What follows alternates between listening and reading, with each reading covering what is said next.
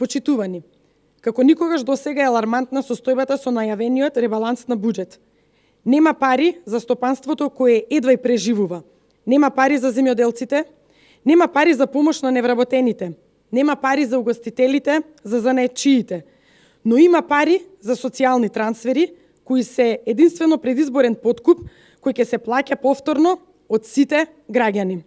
Внимавајте, планиран е буџетски дефицит од над 6%, кој ќе биде финансиран со нови и нови задолжувања, а при тоа нема да има никаква корист никој, освен кога се во прашање лукративните интереси на Зоран Заев. Со овој ребаланс се предвидуваат над 200 милиони евра за предизборен подкуп, кој представува грабеж на државната каса, финансирана од граѓаните, а скриена во ставката субвенции и трансфери. Најголем фокус на ваквиот ребаланс нема да биде индустријата и реалниот сектор, туку гломазната државна администрација. Со други зборови, уништената економија и клекнатото стопанство ќе треба да ја хранат дополнително администрацијата заради политичките и теснопартиските интереси на Заев и власта. Заев пред изборите ветуваше мала и ефикасна администрација. Заев по изборите организира подкуп на државната администрација, платен со народни пари. Со ребалансот Зоран Заев секое семејство ќе го задолжи за нови 400 евра. Замислете, власта која го крена долгот на највисоко ниво од над 7 милиарди евра или околу 63% од бруто домашен производ, продолжува да задолжува само и само заради тоа што Заев сака да се спаси од дебакалот на изборите.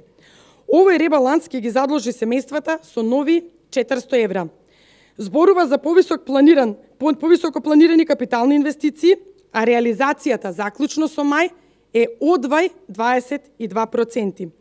Тоа што Заев со години го правеше во Струмица, каде општинскиот буџет беше употребен за кланот Заеви, сега сака да го преслика многократно на државно ниво, без да има корист од тоа економијата и стопанството. Ова е докажан рецепт за амбис и грчко сценарио. Нити нешто се гради во Македонија, ниту има инвестиции. Бруто домашниот производ во првиот квартал падна за 1,9% споредено со лани. Се сведува на гол популизам и подкуп, кој граѓаните најскапо го плаќаат. Почитувани, ВМРО ДПМН е против ваков ребаланс на буџет, кој никако не може да се квалификува како развоен. ВМРО ДПМН е против грабеж на граѓаните. Народот осиромашува.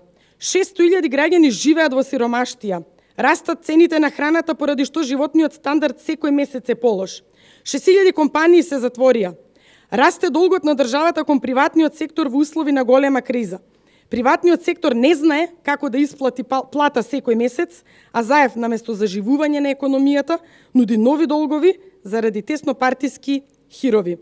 4 години власт на Заев се 4 изгубени години за економијата и бизнисот. Доста е.